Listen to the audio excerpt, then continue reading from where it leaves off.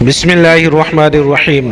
صرف 5 منٹ کا مدرسہ قرآن و حدیث کی روشنی میں 24 رمضان المبارک۔ نمبر 1 اسلامی تاریخ، غزوہ بدر۔ جب مسلمان ہجرت کر کے مدینہ چلے گئے اور خوشگوار ماحول میں لوگوں کو اسلام کی دعوت دینی شروع کی اور دور دور اس کا چرچا ہونے لگا تو لوگ اسلام میں داخل ہونے لگے۔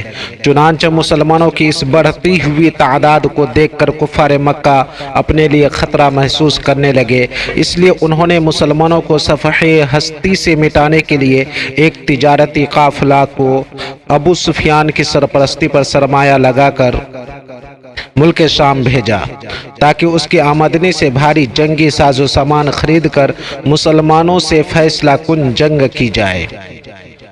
جب رسول اللہ صلی اللہ علیہ وسلم کو یہ خبر ملی کہ ابو سفیان ایک بڑے تجارتی قافلہ کو لے کر شام سے مکہ واپس آ رہا ہے جس میں جنگی سامان بھی ہے، تو آپ صلی اللہ علیہ وسلم نے صحابہ کو آگے بڑھ کر اس قافلہ کو روکنے کا حکم دیا۔ مسلمانوں کی اس پیش قدمی کی خبر ملتے ہی ابو سفیان نے مدد کے لیے قریش مکہ کو اطلاع دی۔ اس خبر کو سنتے ہی قریش مکہ ایک بڑا لشکر لے کر مقابلہ کے لیے نکل پڑے۔ ابو سفیان حالات کو سمجھتے ہوئے راستہ بدل کر اپنے تجارتی قافلہ کے ساتھ ساحلی راستہ سے حفاظت کے ساتھ مکہ پہنچ گیا۔ ادھر قریش مکہ اور مسلمانوں کے لشکر کا میدان بدر میں آمنا سامنا ہوا، جس کے نتیجے میں جنگ بدر کا واقعہ پیش آیا۔ نمبر 2، حضور صلی اللہ علیہ وسلم کا معجزہ، ستون کا رونا۔ رسول اللہ صلی اللہ علیہ وسلم مسجد نبوی میں کھجور کے ایک ستون سے سہارا لگا کر خطبہ دیا کرتے تھے۔ بعد میں جب ممبر تیار ہو گیا اور رسول اللہ صلی اللہ علیہ وسلم جمعہ کے دن جب خطبہ دینے کے لیے ممبر پر تشریف لے گئے تو ستون بچوں کی طرح رونے لگا۔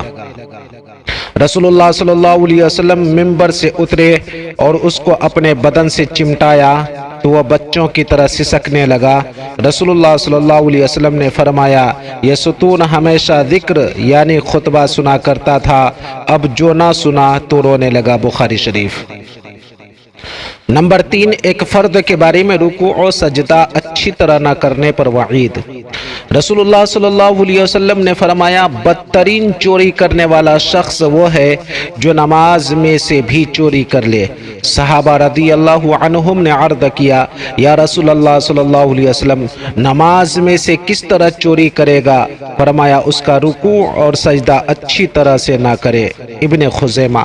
نمبر 4، ایک سنت کے بارے میں شادی کے موقع پر دعا دینا۔ جب کوئی شادی کرتا تو رسول اللہ صلی اللہ علیہ وسلم اس کو مبارکبادی پر یہ دعا دیتے، بارک اللہ لک وبارک علیک وجمع بینکما فی خیر۔ اللہ تمہاری شادی مبارک کرے اور تم پر برکتیں نازل فرمائے اور خیر و خوبی کے ساتھ تمہارے درمیان محبت پیدا کرے۔ ابو داؤد۔ نمبر 5، ایک اہم عمل کی فضیلت، آخر رات میں عبادت کرنا۔ رسول اللہ صلی اللہ علیہ وسلم نے فرمایا، ہر رات میں جب رات کا آخری تہائی حصہ باقی رہ جاتا ہے تو اللہ تعالی پہلے آسمان پر تشریف لاتے ہیں اور یہ اعلان کرتے ہیں کہ کون ہے جو مجھ سے دعا مانگے اور میں اس کی دعا قبول کروں، اور کون ہے جو مجھ سے سوال کرے اور میں اس کو عطا کروں، اور کون ہے جو مجھ سے مغفرت طلب کرے اور میں اس کو معاف کر دوں۔ ابو داؤد۔ نمبر 6، ایک گناہ کے بارے میں اللہ کی آیتوں کو نہ ماننا۔ قرآن میں اللہ تعالیٰ فرماتا ہے، ہر اس جھوٹے گنہگار کے لیے بڑی تباہی ہوگی جو اللہ کی آیتوں کو سنتا ہے جب وہ اس کے سامنے پڑھی جاتی ہے، پھر بھی وہ تکبر کرتا ہوا اپنے کفر پر اسی طرح اڑا رہتا ہے گویا اس نے ان آیتوں کو سنا ہی نہیں، تو آپ ایسے شخص کو دردناک عذاب کی خبر سنا دیجئے۔ سورہ جاثیہ۔ نمبر 7، دنیا کے بارے میں جو کچھ خرچ کرنا ہے دنیا ہی میں کر لو۔ قرآن میں اللہ تعالیٰ فرماتا ہے، ہم نے تم کو جو کچھ دیا ہے اس میں سے خرچ کرو، اس سے پہلے کہ تم میں سے کسی کو موت آ جائے اور پھر موت کو دیکھ کر کہنے لگے کہ اے میرے رب، تو نے مجھ کو اور تھوڑے دنوں کی مہلت کیوں نہ دی تاکہ خوب خرچ کر کے نیک لوگوں میں شامل ہو جاتا۔ سورہ منافقون۔ نمبر 8، آخرت کے بارے میں جنتی عورت کی خوبصورتی۔